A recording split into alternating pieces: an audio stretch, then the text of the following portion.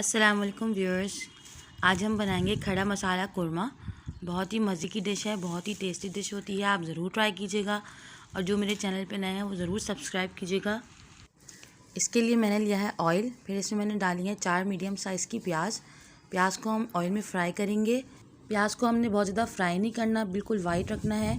फिर हम इसमें डालेंगे लहसुन अदरक का पेस्ट 1 टेबल स्पून, कुटा हुआ धनिया 1 टेबल स्पून, दालचीनी दो टुकड़े, गोल लाल मिर्च 4 अदद,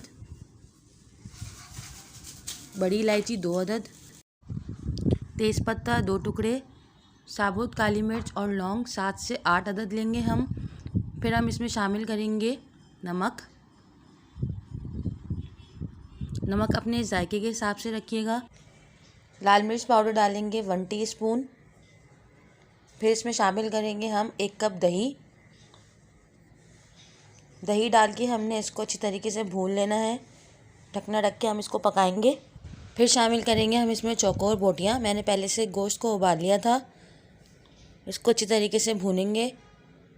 फिर इसमें 1 कप पानी शामिल करेंगे और 5 से 10 मिनट तक के लिए पकाएंगे। फिर हम इसको डिश आउट कर लेंगे। मज़ेदार खड़ा मसाला कुरमा तैयार है।